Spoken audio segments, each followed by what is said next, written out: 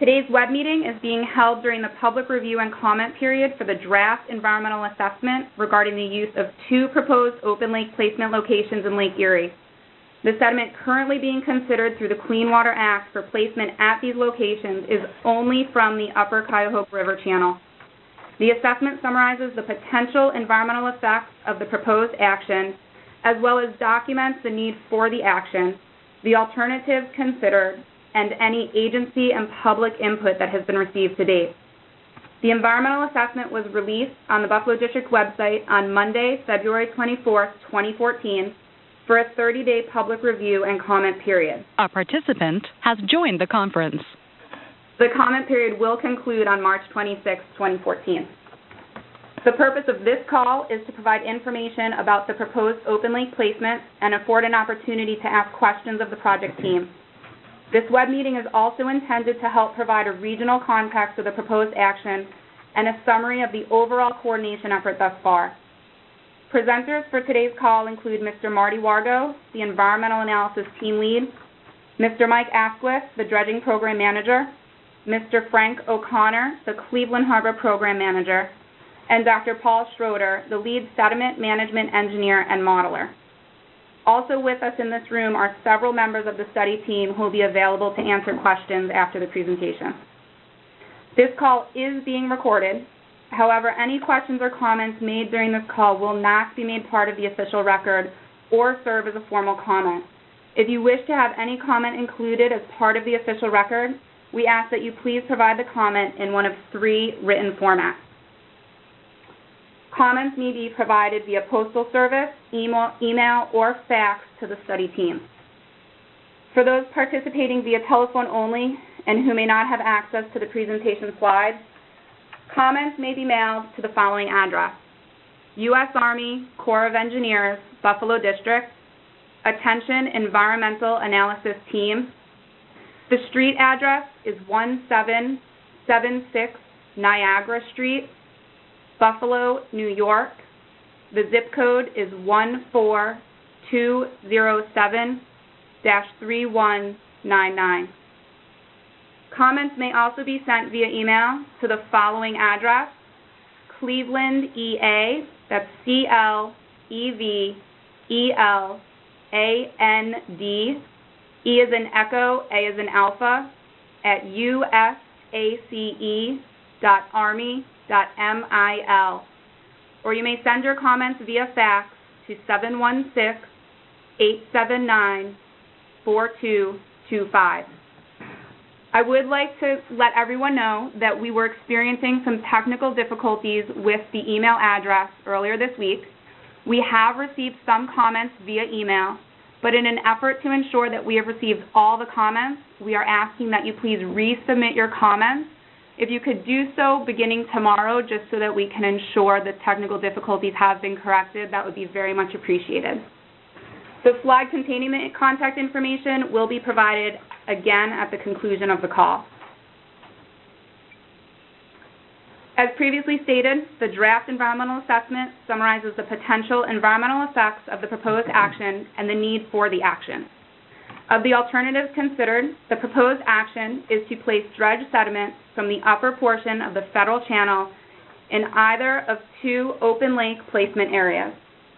The image on the left of slide 4 shows the area of the river channel where sampling has been conducted. It is important to note that in any given year, roughly 80% of the sedimentation occurs within this upper reach of the river. This is why the agency focused on characterizing this reach of the river in 2010 and 2012. Although the agency typically samples once every 5 years, the Buffalo District sampled the river channel 3 times in a 5-year period. The red dots in the river channel represent areas where samples were collected. For assessment purposes, the river was divided into 3 management units, as indicated on the image as DMMU 1, 2A, and 2B. DMMU stands for Dredged Material Management Unit. The management units and sampling results will be discussed in greater detail later in this presentation. The image on the right represents 2 proposed open lake placement sites, labeled as number 1 and 4. Has joined the conference. Open lake placement sites 1 and 4 are both 1 mile by 2 miles in size and are in water depths of approximately 55 to 60 feet. Site 1 is located 9 miles north of the mouth of the river, and Site 4 is located 5 miles northwest of the mouth of the river. At this time, I would like to introduce Mr. Marty Wargo, the Environmental Analysis Team Lead. As we move on to Slide 5, Marty will discuss in greater detail the NEPA process and coordination accomplished to date. Okay, thanks, Lynn. The National Environmental Policy Act requires an evaluation of the potential impacts of the proposed federal activity on the human and the natural environment. The purpose of scoping in August 2013 was to disseminate information to agencies and the general public and to solicit comments early to ensure that all concerns and all applicable information are identified for consideration. A 30-day public comment period for the draft environmental assessment began on February 24th and will close on March 26th. This web meeting provides an additional opportunity for the Army Corps of Engineers to share information about its proposal, address any questions, and to further engage the public in the NEPA and the Clean Water Act processes. In accordance with the Clean Water Act, the Corps of Engineers A participant has joined the conference. The Corps of Engineers issued a Section 404 public notice in December 2013 announcing its intent to place sediment in the open lake offshore of Cleveland Harbor. This public notice also solicited public comments during a 30-day comment period. As part of its review of the Army Corps of Engineers application for water quality certification, the Ohio Environmental Protection Agency will be hosting a public hearing on Thursday, March 6th, that's this Thursday, to receive comments from the public on this application. In addition to the coordination and consultation efforts outlined in support of the National Environmental Policy Act and the Clean Water Act, the Army Corps of Engineers also presented information on its sediment sampling analysis, turbidity modeling, and determination of suitability of upper Cuyahoga River Channel sediment for placement into the open lake at the September 2013 State of the River Symposium, hosted by the Cuyahoga River Community Planning Organization. As was presented at this symposium and elsewhere, Bruce Sanders has joined the conference. The proposed activity for which the agency is seeking water quality certification is to place only sediment from the upper Cuyahoga River Channel that meets federal and applicable state standards for open lake placement. Dredged sediment that has not yet been determined to meet the guidelines for open lake placement would continue to be managed in a confined disposal facility. The Corps of Engineers also held several interagency meetings since 2010 with state environmental agencies, the Cleveland Harbor Dredge Task Force, and various stakeholders to discuss the suitability of this sediment for open lake placement. At this time, I would like to introduce Mr. Mike Asquith, the Dredging Program Manager. Okay, thanks, Marty. The upcoming slides provide a brief overview of the Buffalo District Dredging Program and how the Cleveland Harbor relates and compares to the Great Lakes Harbor System. The Buffalo District is responsible for maintaining all the federal harbors between the St. Lawrence River in eastern New York and Toledo, Ohio. The Buffalo District maintains 16 commercial harbors and 19 recreational harbors throughout New York, Pennsylvania, and Ohio. At least 90% of the dredging within the district is performed in Ohio, where most of the commercial harbors are located and where the need is the greatest. Slide 7 lists each of the Ohio commercial harbors and the annual dredging need for each. Both the dredging quantities and the frequencies that we dredge are provided on the slide. Note that there is a total annual dredging need of 1.5 million cubic yards per year throughout the state. The dredging need for the federal channel in Cleveland is 225,000 cubic yards per year. Note also that Cleveland Harbor is dredged twice per year. Cleveland is the most frequently dredged harbor on the Great Lakes. Also presented on the slide is the current disposal practice in each of the harbors. As shown, Cleveland is the only harbor in Ohio which still requires dredged sediment placement into a confined disposal facility. Sediment placement in all the other federal commercial harbors is placed in permitted open lake placement areas. The current sediment evaluation and associated plan to place dredged sediment into the open lake is not unique or unexpected. Sediment throughout the Great Lakes has shown significant improvement since the Clean Water Act was enacted and associated industrial and municipal discharges were regulated. In fact, when the construction of federal CDS was initially authorized, they were proposed only as a temporary measure until sediment quality improved. Toledo Harbor, Lorain Harbor, and Huron Harbor are examples of Ohio harbors where dredged sediment was previously placed into CDF for CDF disposal, but where it is now placed in permitted open lake placement areas. Slide 8 provides dredging practices in Ohio harbors over the last 5 years. Over this period, 7.7 million cubic yards of sediment has been removed from the federal navigation channels, and the vast majority of that has been placed in the open lake placement areas. Nearly 100% of the material placed in the CDF was dredged from Cleveland Harbor. Nearshore placement is only allowed for sandy sediments that meet the criteria for open lake placement. This slide provides the economic benefit of Ohio harbors and commercial navigation to the local Ohio community. The source of the data is a report dated October 2011 titled The Economic Impacts of the Great Lakes and St. Lawrence Seaway by Martin & Associates, which was funded by the Lake Carriers Association. Though economic benefit is not a consideration when determining the suitability of sediment placement options, this slide demonstrates the importance of federal navigation efforts. With the noted rate savings, jobs, and business and personal income generated, the City of Cleveland and Cleveland residents benefit greatly from the Ohio EPA Northeast District has left the conference. I'll now turn the presentation over to Frank O'Connor, the Cleveland Harbor Program Manager. Frank? Thank you, Mike. This next slide shows several key milestones and the extent to which the Corps has reached out to our partners and stakeholders over the last 4 years to find a safe, sustainable, and cost-effective solution to the dredge material management problem. In recent years, we have been collaborating closely with stakeholders, beginning with the Dredging Summit that was attended by nearly 200 people in 2010.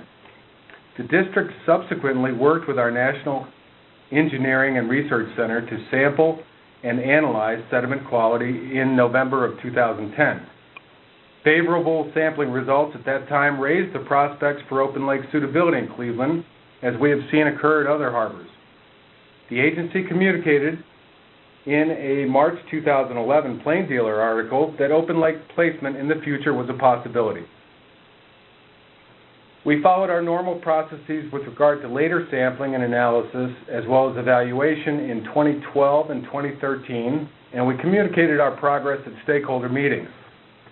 The results of our evaluation that sediment from the upper river met federal guidelines was provided to the Ohio EPA in August 2013, and this escalated our coordination efforts to engage the public and agencies with respect to NEPA and the Clean Water Act.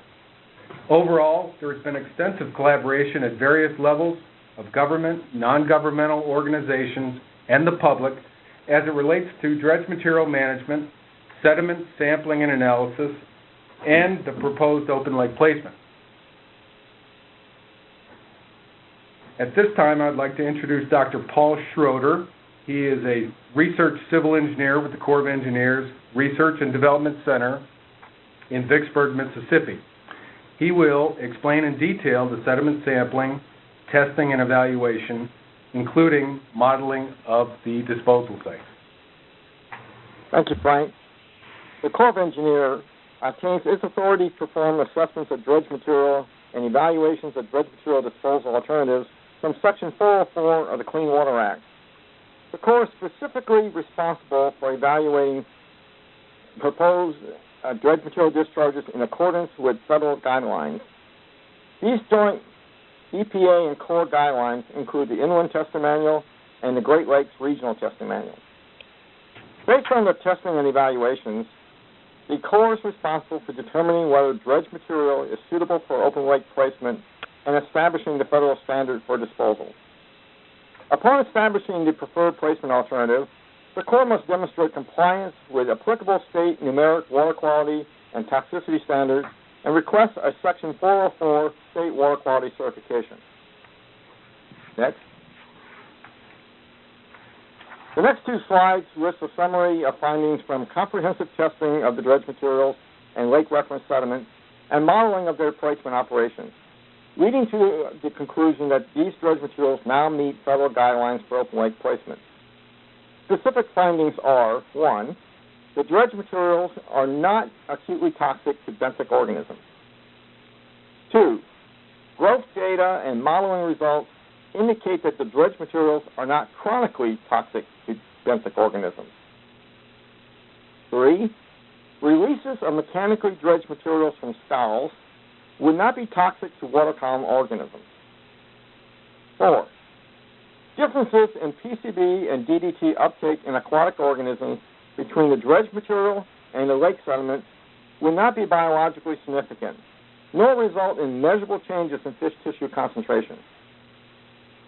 5, releases of mechanically dredged material from scows would not violate applicable Ohio numeric water quality or toxicity standards for protection of aquatic life and human health outside of the disposal site boundaries. Next. Additional evaluations were performed beyond those specified in the testing manuals. These include conservative modeling of the impact on water quality at Cleveland's 4 potable water intakes and on initiation of harmful algal blooms. Both evaluations predicted that placement of these dredged materials would have no significant impact. Specific findings of the modeling include, 1, that no impacts were predicted for placement at Site 1 because the plumes were not transported to any of the 4 water intakes. 2, limited exposure to only plumes with low concentrations will occur from placement at Site 4. Exposures occurred during the placement operations and are both short-term and intermittent. The contributions from the plumes are generally well below 30% of the existing background concentration. 3, all contaminant concentrations are predicted to be well below drinking water standards. And 4, plumes are not predicted to initiate harmful algal blooms because the phosphorus concentration in the plumes will meet the criteria to control harmful algal blooms within minutes of the discharge. In conclusion, a net improvement in sediment quality in the upper Cuyahoga River channel is apparent based on the 2007, 2010, and 2012 sampling events. This is expected good news resulting from decades of efforts to control pollution, and is comparable to the improvements at other Ohio Great Lake harbors, including Huron, Lorraine, and Toledo harbors. The dredged materials are now suitable for open lake placement according to our Clean Water Act Section 404B1 assessment. The testing results can also be used to further support delisting of the dredging beneficial use impairment. I now return the presentation back to Ms. Lynn Greer. Thank you, Paul. That concludes our presentation. I would like to remind everyone that the scoping information is available on the Buffalo District website under the Public Review Documents section on the home page. At this time, we will open the call to questions. Prior to asking your question, please state your first and last name and affiliation, including if you are an interested citizen representing yourself. In an effort to ensure ample time for all interested persons to ask questions, I request that you limit follow-up questions to 1. Additional questions may be asked once we have given all those interested a chance to ask a question. With that, we would like to take questions. Hi, this is Liz Peloso with US EPA Region 5 in the NEPA program. Hi, Liz. I have a question regarding information that was provided in the EA. One of the comments in the EA was that the Ohio Department of Natural Resources Division of Water indicated that the open lake locations that were identified are eligible for statewide in-water work restrictions that are associated with specific fish species, and that they recommended that no in-water work take place between March 15th and June 30th to reduce impacts to those aquatic species and their habitat. However, the DNR did conclude that if specific best management practices were implemented to reduce the impacts of sediment resuspension, the project could potentially qualify for a waiver for those in-water work restrictions. So my question is, has Army Corps discussed or proposed any specific BMPs to be implemented to reduce the impacts of sediment resuspension when the dredged sediments are placed? And if you've had any further discussions with Ohio DNR on that issue. Hi, Liz. This is Marty Wargo. Concurrently in the review, we've submitted an application to Ohio DNR for their coastal zone consistency concurrence. And typically, the dates in terms of an environmental window are discussed under the context of that CZM concurrence process. So I know we received those initial comments from ODNR, but we have yet to work with them directly in terms of revising and clarifying what those dates need to be. Okay, thanks. And one follow-up question just regarding other interagency discussions. Have you guys heard anything back from the State Historic Preservation Office regarding your late February correspondence to them? Not as of this date. Okay, thanks. Okay.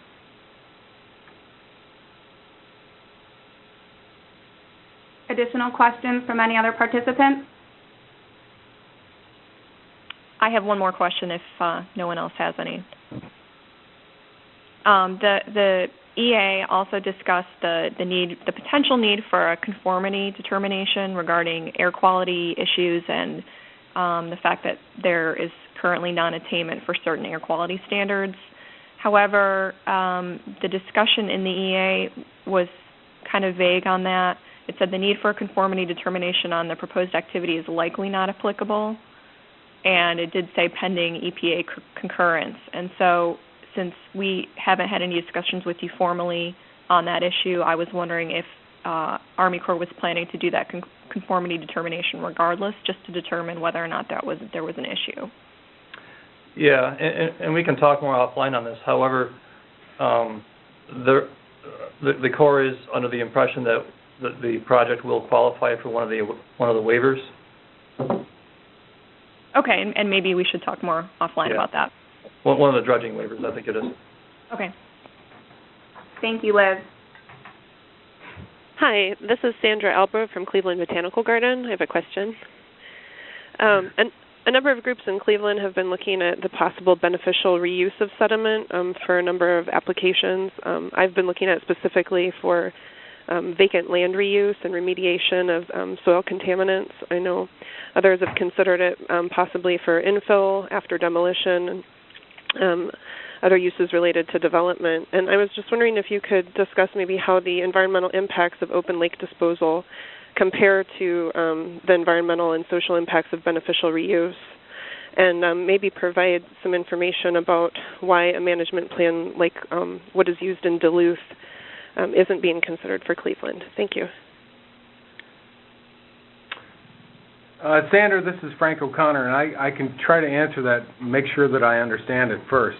I think the first part was compare the impacts of open lake versus beneficial use of the type that you're looking at? Yes. That's sort of difficult to answer. I don't know specifically the end use, although I've heard discussion of reclaiming vacant properties in the city using a blend of sediment and compost. I'm just not familiar enough with that end use to answer intelligently. Of course, we support beneficial use, and we spent quite a bit of time working with our National Engineering Lab preparing a beneficial use report that you're probably familiar, and it is posted to our website. So we support your efforts. We've been actively engaged with the Port Authority, US EPA, and others to facilitate some of these recent beneficial use projects. We continue to support it. You had a second part? Yeah, the second part was just looking at the Duluth example and how beneficial use factors into their management plan for dredge material. And I was just wondering if you could speak to why a management plan that includes beneficial reuse isn't being considered for Cleveland. I know a very limited amount regarding what's happening in Duluth, but my understanding is that there is a beneficial use project there in a low-energy environment, reusing dredged sediment in a way that is comparable in terms of cost to open lake placement. And therefore, it's a very easy choice to make if you can get some benefits out of its use at the same cost. I don't know that the same conditions apply here in Cleveland. And I'll ask you to add anything, Scott, that you can think of. Yeah, this is Scott Pickard. The two materials, the dredge materials, are actually quite similar. The tests yielded similar results across the board. And I think what Frank said was accurate. The two projects, however, are kind of like apples and oranges because at Cleveland there's no viable site to fill in that's protected within the inner harbor like there is at Cleveland. So Toledo. Duluth, right. At Duluth, rather. And for that reason, it's actually cost-effective for the federal government to place that material within the harbor there without any protection, and it is stable within that environment.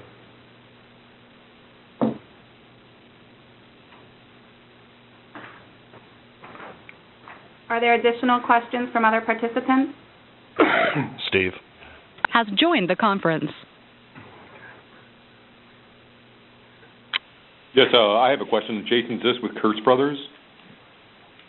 I was wondering if you could just go back over slide 4 and explain again where the material for the open lake disposal would be located. Is it in the red, yellow, or green section of that chart?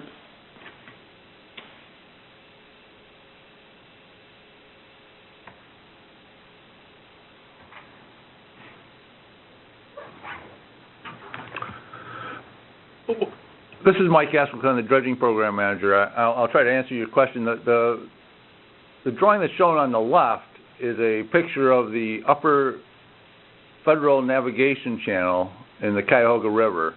And those three areas are the areas that were sampled and the areas in which we're proposing to take that dredge material and place it in the open lake.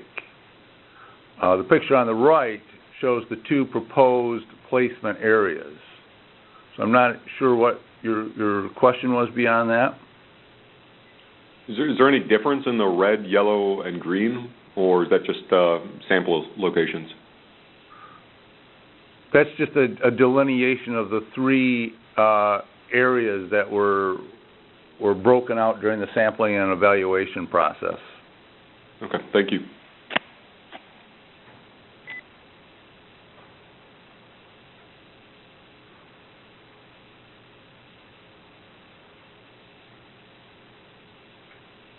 This is Karen Kandinsky.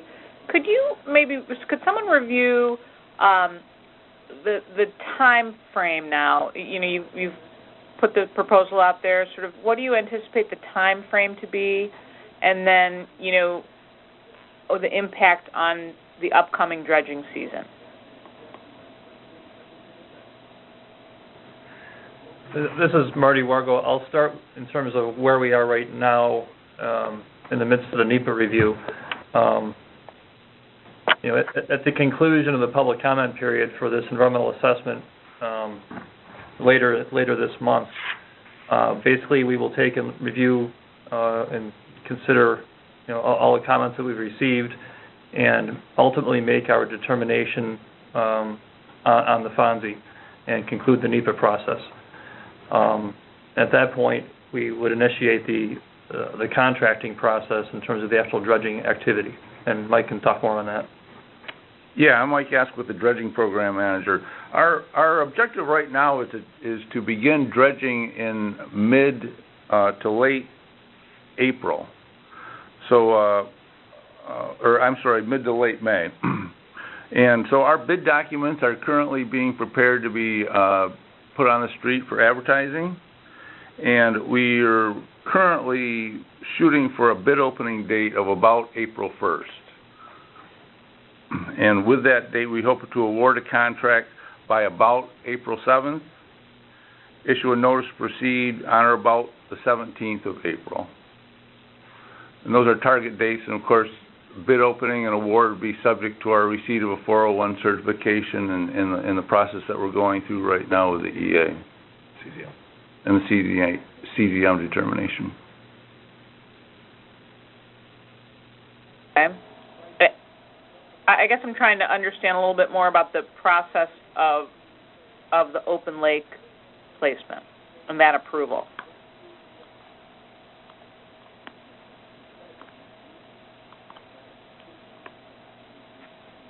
After public comments, what about state of Ohio review? What are the requirements there? Well, we require a Section 401 state water quality certification from Ohio, and whether or not how that process pans out is really speculative at this point.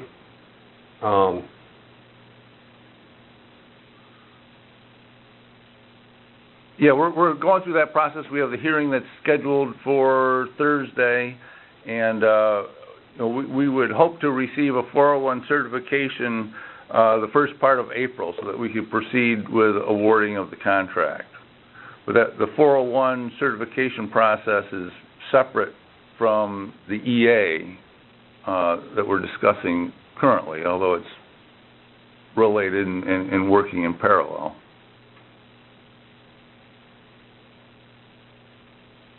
Does that answer your question? Yeah, I'm trying to maybe get further clarification of what you suspect the impact may be on the dredging, on the upcoming dredging season. What if the 401 approval doesn't come by April? What happens then? Well, what do we anticipate for the Cleveland Harbor? We won't be able to award a contract until we have a 401 certification. So, of course, we want to see that 401 certification on or about the schedule that we've scheduled the contract award. And if we didn't receive a 401 certification at that point, I mean, that's kind of speculative at this point, and we'd have to look at what would be done from there.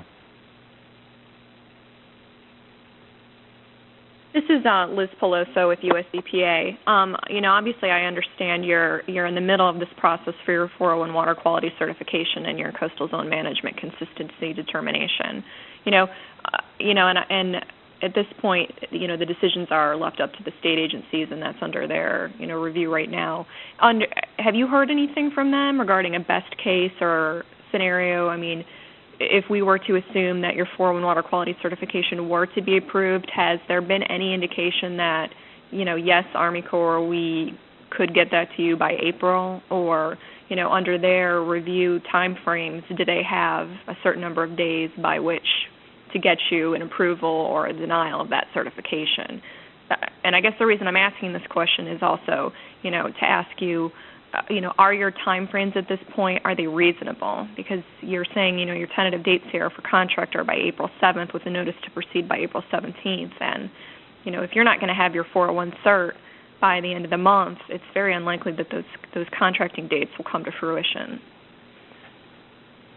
Well, we coordinated the sediment evaluation, which is really the basis of our application for sediment for Section 401 water quality certification, way back in September, August, and then we have finally applied after OEPA had reviewed that evaluation in December, November, and I have my months are a little bit off here, and I believe that we expect to receive a water quality certification or a decision on that sometime in April, and I think that's a fairly reasonable time frame.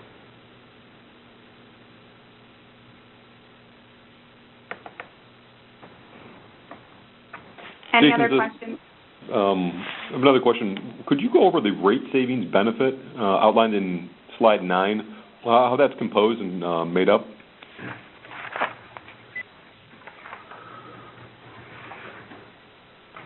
Yeah, the rate savings benefit, that reflects the additional amount of money that it would cost to transport commodities via non-harbor, land-based transportation modes such as truck or rail.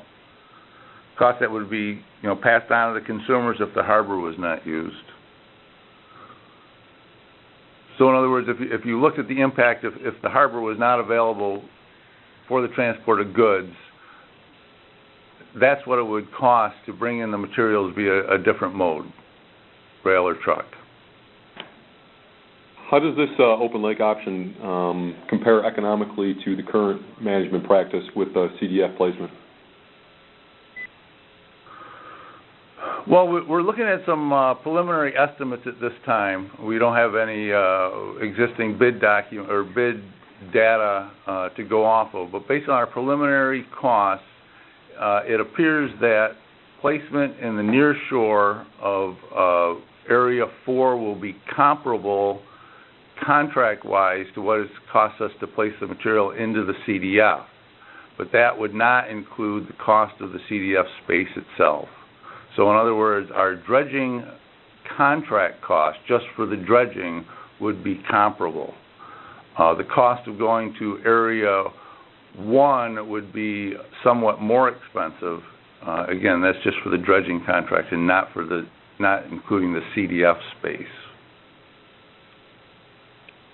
Before we move on to additional questions, I'd just like to ask participants to please state your first and last name and affiliation prior to asking your question.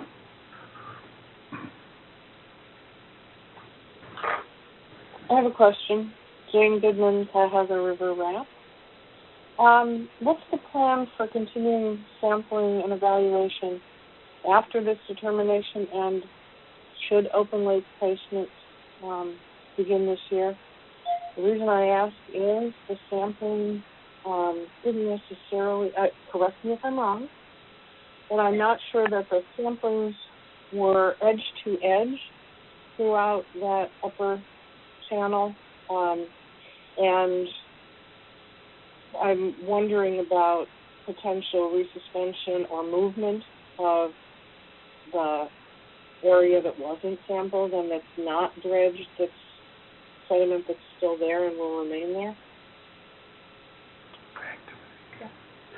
Yeah, there's been a couple of questions regarding the representativeness of the sampling, and we're confident. I think most folks who had those concerns are confident that the material we sampled was representative of the material that's going to be dredged. The reason for that is the material that comes down and fills in that channel every year, which is dredged twice a year, is actually fairly homogeneous. It's not layered with respect to contamination. It's fairly predictable, and it's cleaner. We know that. So a surface grab from the middle or the edges, it would not make much of a difference, if any difference at all. What was your second question, Jane?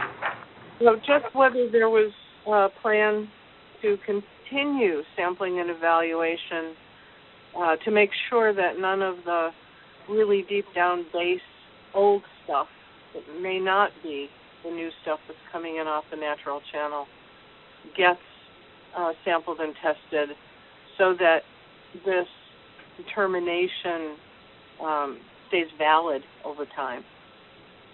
Well, I mean, we would continue to take those surface grab samples, and we would actually probably sample at least within the next 5 years, which would put us at like 2017. Well, I think what's important to point out here is the material that we've sampled in 2007, 2010, and 2012 has shown, as I think you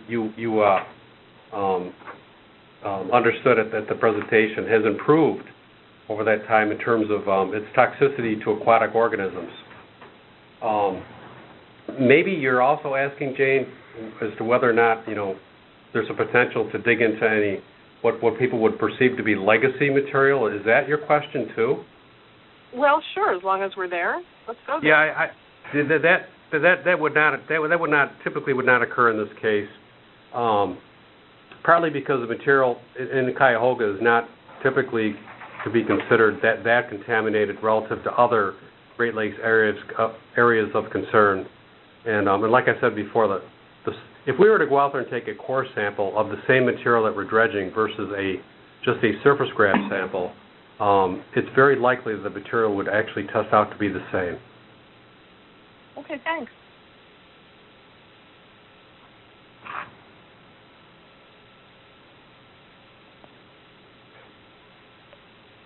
Are there additional questions from other participants? This is Liz Peloso again with US EPA. Just has joined the conference. Just one follow-up question for you. I know that there's been a lot of back and forth discussions between Ohio EPA and Army Corps regarding the sediment testing and the belief about whether or not the sediments that are going to be dredged meet or fail to meet standards for open lake disposal. And I know that has been an ongoing discussion for many months at this point. And I'm wondering if, since some of those discussions and the submittal of the 401 water quality certification, if you had any indication from Ohio EPA whether or not they continue to believe and assert the position that, there are PCB issues and that the federal testing methods that were undertaken fail to meet open lake disposal requirements. Yeah, there are some areas of debate between OEPA and the Corps, and we continue to communicate on those. I think we're actually coming to some agreement on some of those points, but we do continue to talk to OEPA on a lot of these points. I just want to point out that the Corps has a responsibility to legal and an environmental responsibility under Section 404B1 of the Clean Water Act. And part of that is to determine whether or not this open lake placement complies with applicable state water quality standards. And I believe that is the case. And I think the state of Ohio agrees with that also.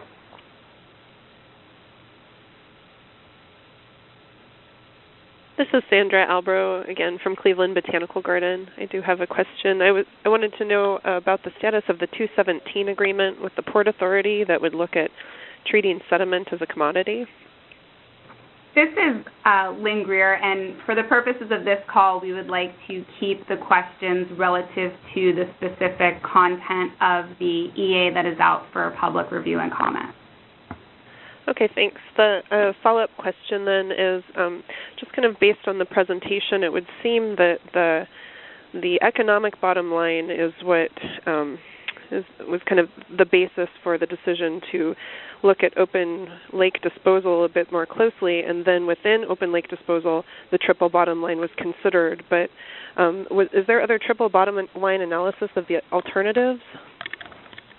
I would say the cost was not the bottom line here. The material actually just improved like at any other Great Lakes harbor like any other Lake Erie harbor. And the material just tested clean. It was an expected result. Yes, it is cheaper to open lake place material, but that was not a consideration during the testing.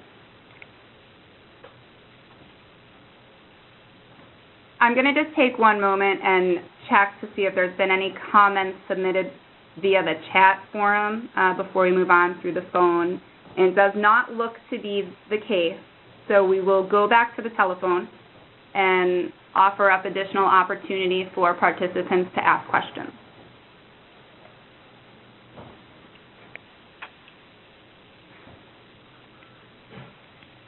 Yeah, Randy Outward with USDA Wildlife Services.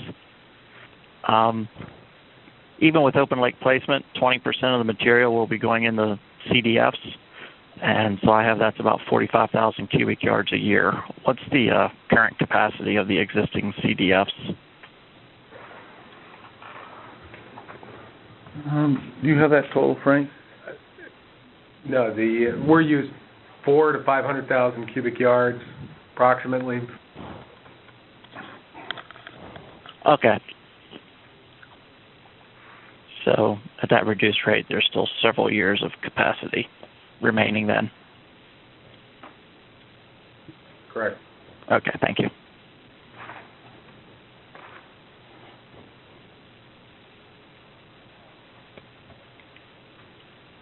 Hi, this is Sarah Orlando with Ohio Sea Grant. Could you please clarify what phosphorus criteria you're utilizing when you're talking about controlling the potential for harmful algal blooms within minutes of discharge? I think Paul Schroeder can answer that. Yes. We were using the Great Lakes recommended criteria of 10 micrograms per liter of phosphorus. That's the Great Lakes goal. Thank you.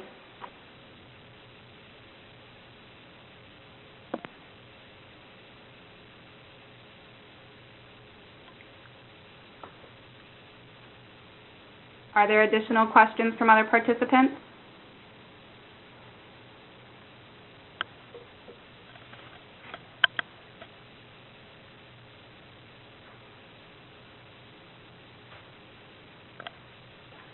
Before we conclude, my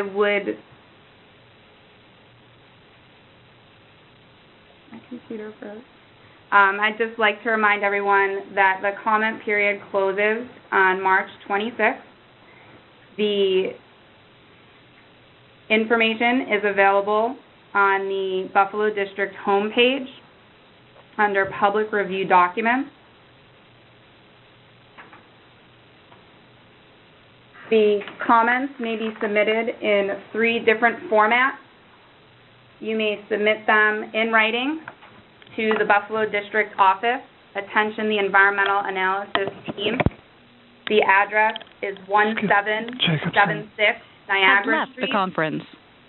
Buffalo, New York, 14207-3199. The email address where comments may be submitted electronically is Cleveland EA, that's CLEVELAND, E is in Echo, A is in Alpha, at usace.army.mil, or you may send your comments via fax to 716-879-4225.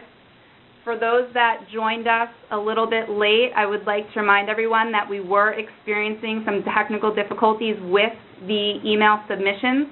If you have submitted comments prior to today via that email, if you can please resubmit those comments. We have received some to date, but we would like to ensure that we have captured everything that has been submitted thus far.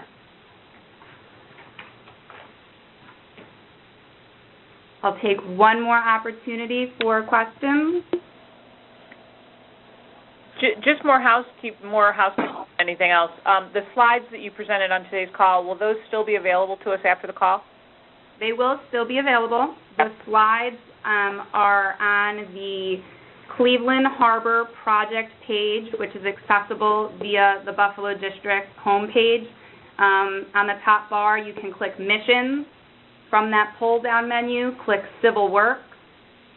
From there, you can click on District Projects and then Cleveland Harbor, and it is located at the bottom of the Cleveland Harbor page, and we will keep that presentation up for some time.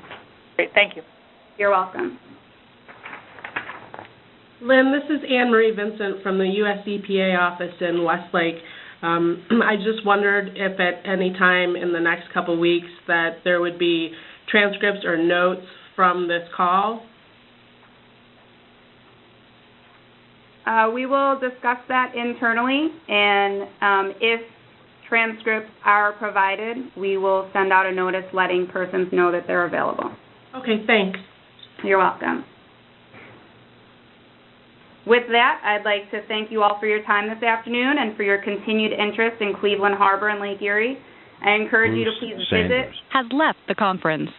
The Cleveland Harbor website for additional information and, as stated previously, to view the slides that we used in today's presentation. Just want to say again, thank you for participating in this call.